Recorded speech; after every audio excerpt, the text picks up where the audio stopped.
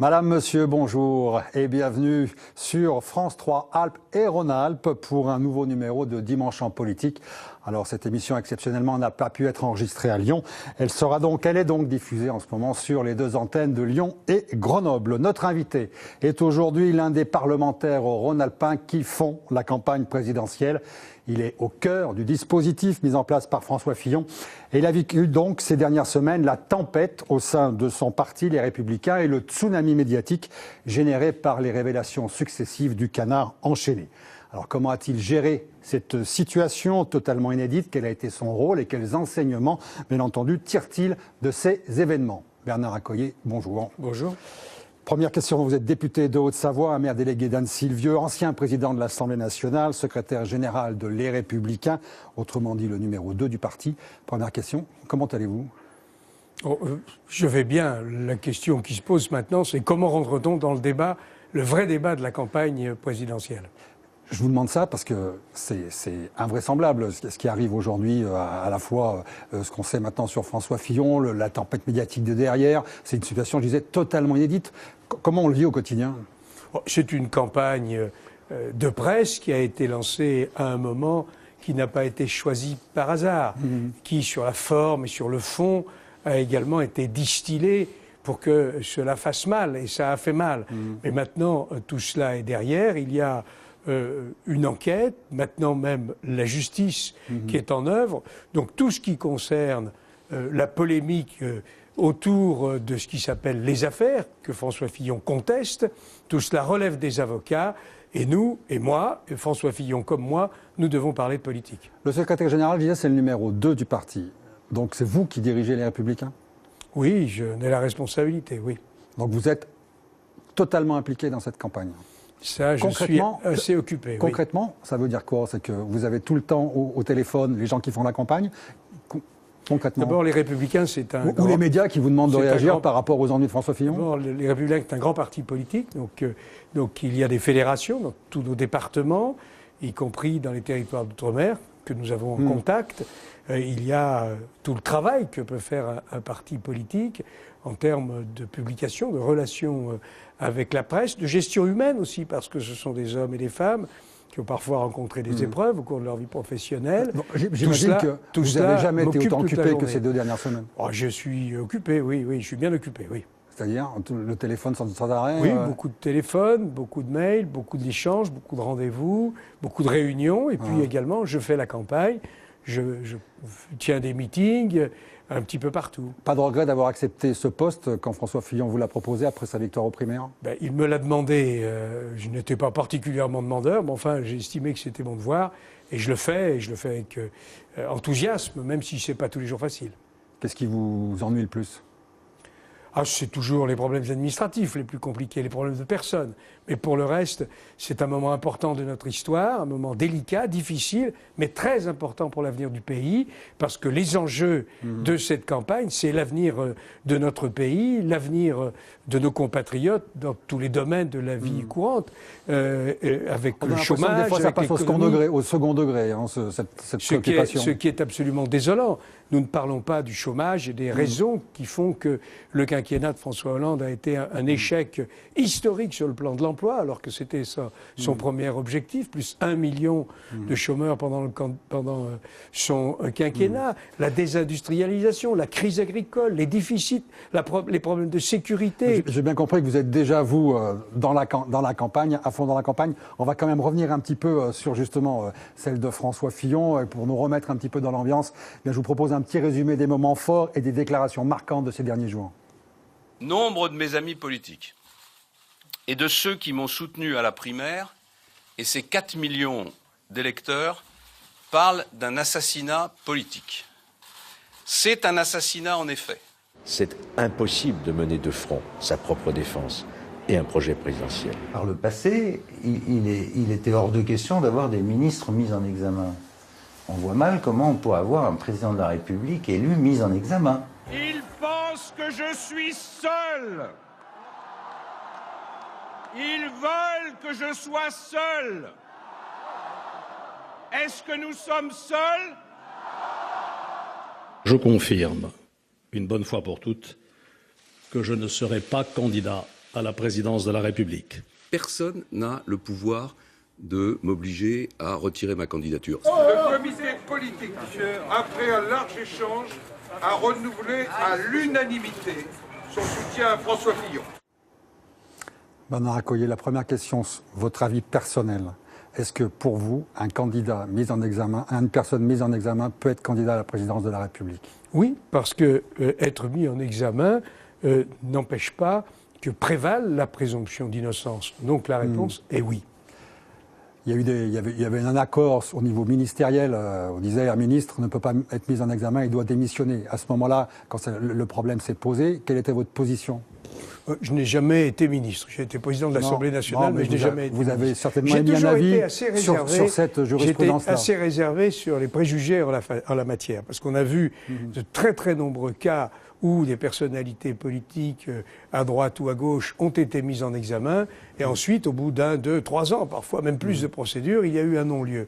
Donc soyons extrêmement prudents sur ces questions où finalement il n'y a pas de jugement et où on dit bon, attendez, il est accusé, à tort ou à raison, et on condamne. Non, ça ne peut pas marcher comme ça dans un pays de droit, et nous sommes dans un pays de droit. Autre question sur la réaction de François Fillon. Est-ce que pour vous elle est normale ou au contraire un peu choquante de dire c'est un assassinat politique et de faire applaudir, enfin d'aller contre la presse, de mettre en cause l'indépendance des magistrats, de faire ruer la presse? Sur la séquence des événements, que s'est-il passé? Il y a d'abord eu une primaire avec 2 dimanches de suite, 4 300 000 Français qui se sont déplacés.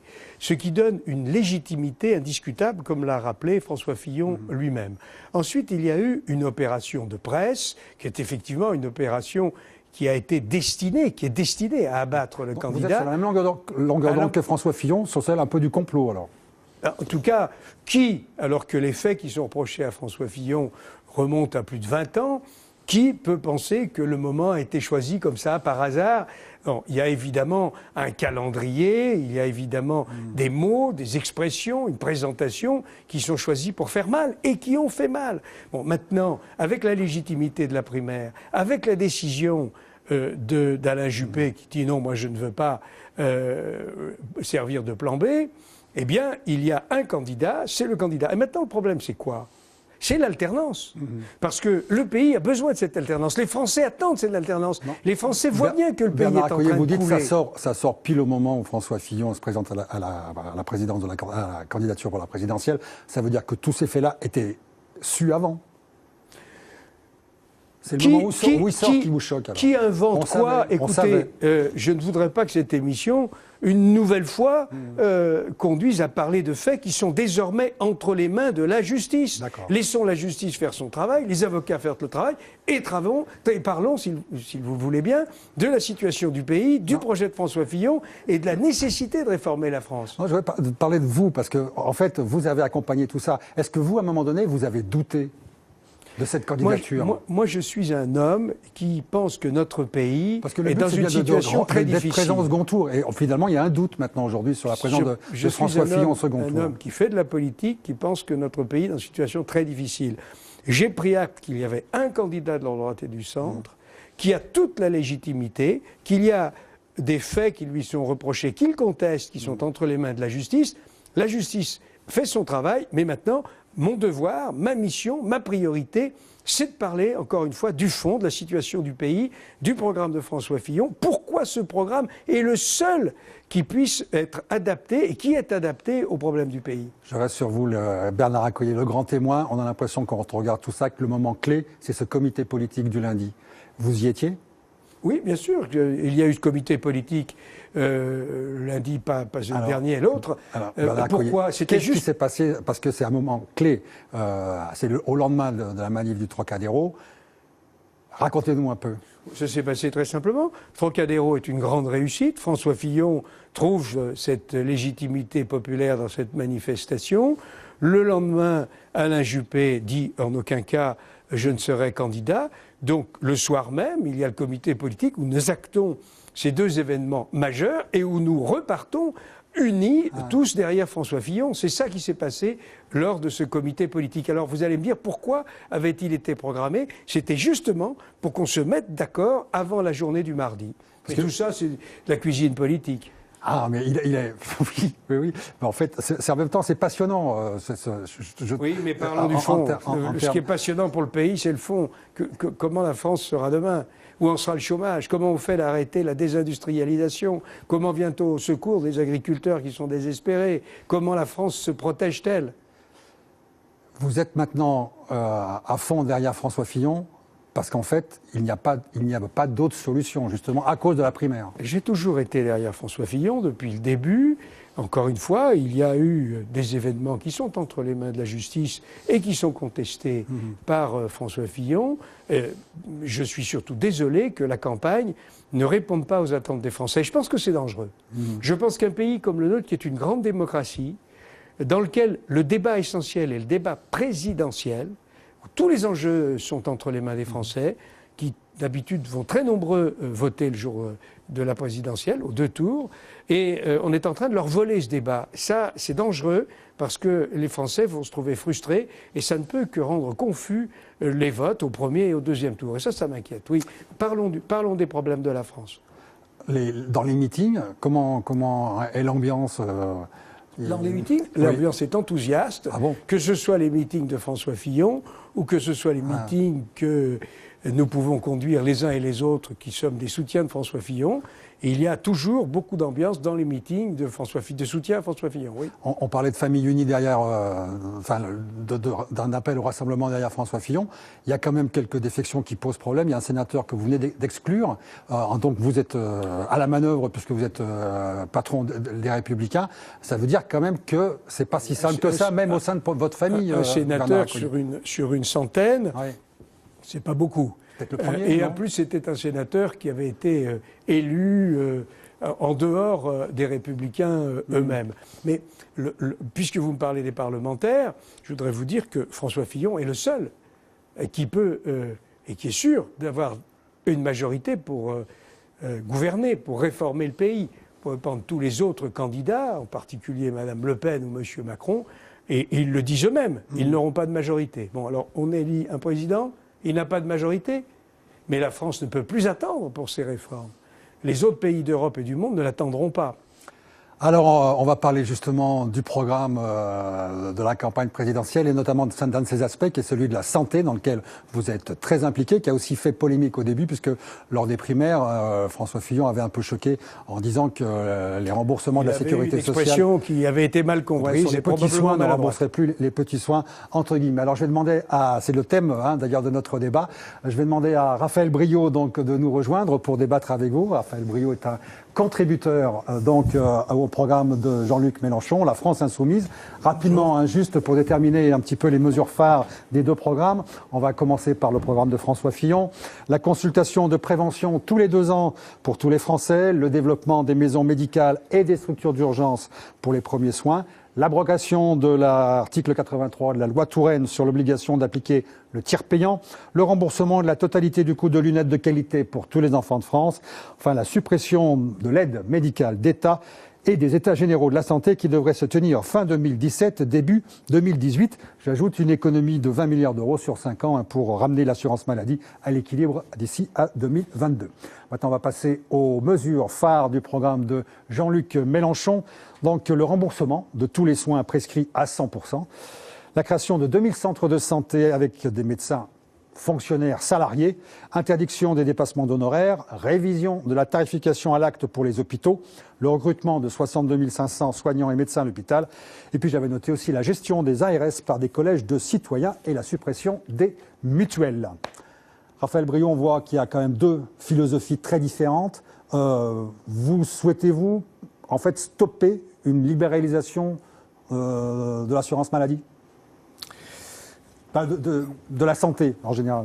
Pas de l'assurance maladie, mais de la santé. Effectivement, la pierre angulaire du programme de la France Insoumise, en termes du livret santé, l'originalité, c'est mettre tous les organismes complémentaires sous la tutelle de la sécurité sociale, revenir à la sécurité sociale telle qu'elle a été imaginée par ses concepteurs au sortir de la guerre. Pour plusieurs raisons, ça coûte moins cher, il y a moins de disparités et on a un exemple qui marche bien comme celui de l'Alsace-Moselle. Donc ça c'est un exemple phare, en tout cas, qui éclaire notre programme. Le système d'Alsace-Moselle, c'est pas un système étatisé. Or, le programme de Jean-Luc Mélenchon est un système totalement étatisé. Nous ne pensons pas que les Français souhaitent rentrer dans un système de soins étatisé qui, de surcroît, coûterait extrêmement cher. On l'a vu avec les dispositions qui sont proposées. Donc, pour ce qui concerne le programme de François Fillon, qui a été entièrement revu à la suite de la polémique, il s'agit au contraire de sauvegarder l'assurance maladie, qui est fragilisée, sans qu'il y ait de déremboursement, sans qu'il y ait de déremboursement, et en améliorant un certain nombre de prestations, vous les avez citées, notamment les lunettes pour les enfants, et en pilotant la complémentarité entre l'assurance maladie obligatoire, la sécurité sociale, et les assurances complémentaires qui sont les mutuelles, les organismes de prévoyance et les assurances privées. Ce pilotage n'existe pas, ce qui fait qu'il y a un reste à charge aujourd'hui qui est souvent trop important, et l'objectif de François Fillon est au contraire de diminuer, de ce que l'on dit, est au contraire de diminuer ce reste à charge en améliorant les remboursements. Et puis, il faut qu'il y ait une complémentarité entre le public et le privé, parce que la liberté pour les malades, la liberté de choix entre les médecins, entre les établissements, est fondamentale. C'est même un des éléments de notre devise républicaine. Elle est également valable en médecine. C'est un droit fondamental pour les citoyens, la liberté de choix. Raphaël Briot, c'est la fin justement du choix du malade Non, pas du tout. En ce qui concerne notamment la médecine de ville, le fait de proposer l'aide à la création de maisons de santé, c'est pour éviter que les médecins des déserts médicaux se sentent désespérés et refusent de s'installer dans des endroits où personne n'a envie d'aller, mais au contraire leur donner des structures dynamiques où plusieurs types de professionnels interagiraient, et au lieu de les laisser gérer avec leurs malades des relations d'argent à argent, plutôt proposer une forme de paiement par capitation, c'est-à-dire une sorte de salariat pour un nombre donné de clients, comme ça se fait en Angleterre. Ça marche pas mal dans pas mal de pays. Il ne s'agit pas de fonctionnariser à tout crin, mais plutôt de servir d'exemple où ça marche pas mal. On en a un d'ailleurs sur le plateau du Vercors, une maison médicale qui pourrait très bien nous servir d'exemple. Il y a des choses qui aujourd'hui, vous trouvez ça choquant. Alors, on parle des dépassements d'honoraires. La médecine, le modèle aujourd'hui ne fonctionne pas bien.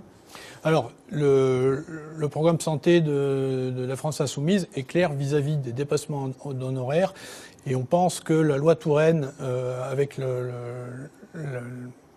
génération du tiers payant, va être un des moyens de limiter les dépassements d'honoraires. Et on a vu la bronca que ça a généré.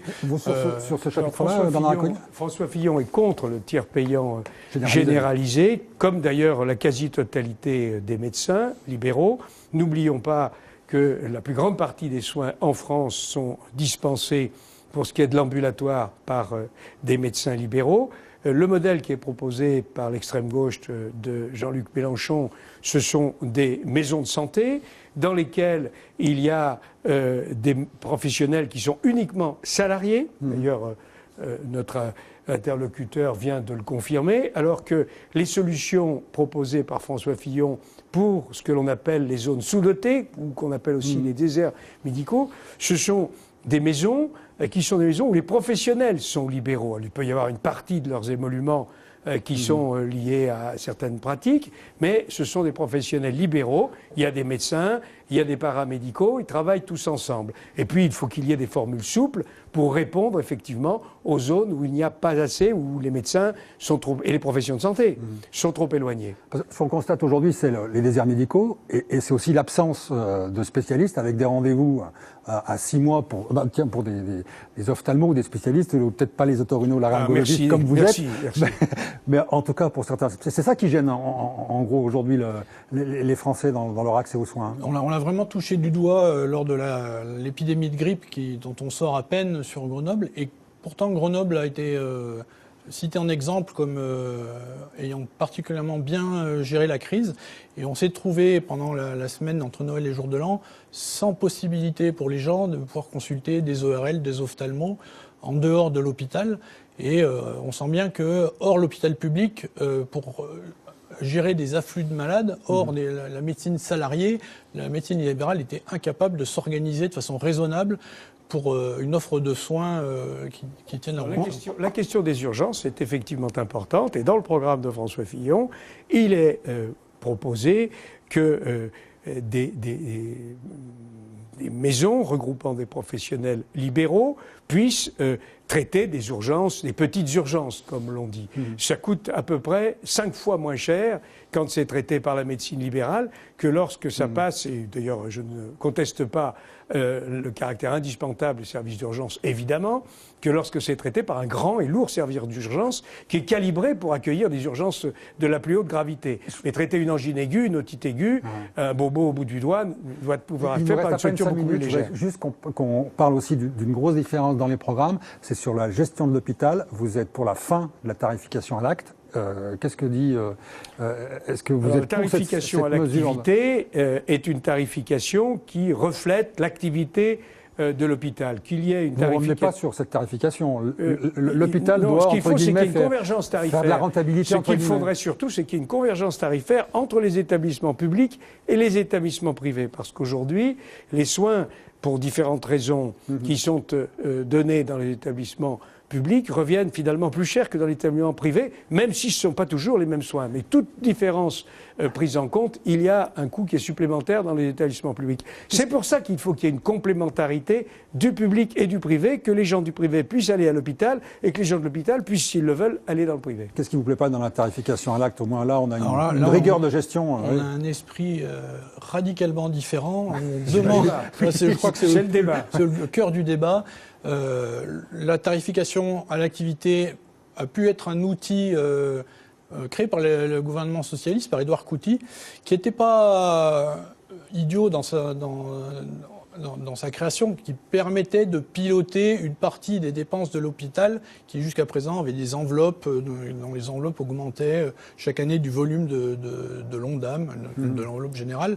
Mais là, d'un seul coup, avec la loi HPST, on est passé à 100% T2A, c'est-à-dire que tarification à l'activité, ce qui fait que toute la politique, même médicale de l'hôpital, s'est vue soumise au remboursement bon ou pas bon de telle ou telle activité, avec des hérésies. J'étais hier avec un collègue psychiatre qui me disait que son directeur de l'hôpital les poussait à faire de l'électrosismothérapie. Je ne sais pas si vous avez vu ni le vol au-dessus d'un nid de coucou.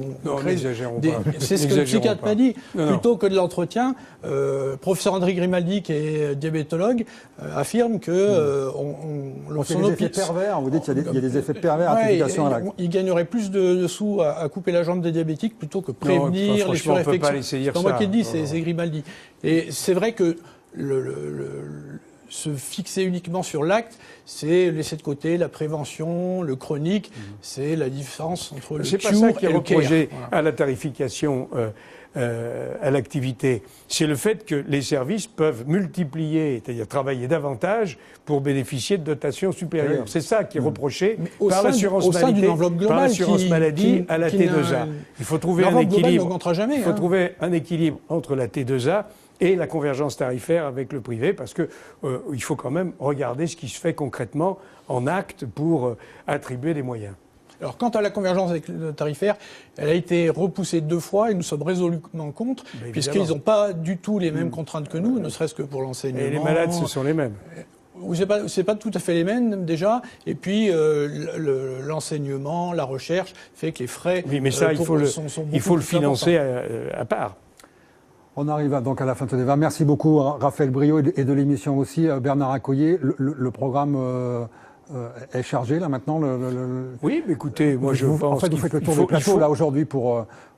Écoutez, non, question plateau, c'est terminé pour aujourd'hui. Non, mais je pense qu'il faut que les Français ne soient pas privés du grand débat démocratique de l'élection présidentielle et qu'il faut maintenant qu'on arrête de parler de polémiques qui peuvent concerner l'un des grands candidats, le seul candidat de l'alternance, le seul qui puisse battre à la fois l'extrême droite et le candidat de gauche qui est Emmanuel Macron, parce que la France a besoin de cette alternance et que le monde entier attend cette alternance. Raphaël Briot, la campagne est aussi intense dans la région pour Jean-Luc Mélenchon On a établi un programme de longue date avec beaucoup de contributeurs qui sont remontés les manches depuis le mois d'octobre. On a publié des dizaines de livrets. Vous aussi, vous êtes demandeur qu'on parte sur le fond maintenant. Oui, parce que nous, on a des choses à dire, autre chose que sur de la politique politicienne dont on n'a pas grand-chose à faire. Et je vous remercie de m'avoir accueilli, d'avoir pu échanger sur un élément de programme. J'espère qu'on aura l'occasion d'autres fois de le faire. Messieurs, merci. Et donc, on parlera effectivement du fond des programmes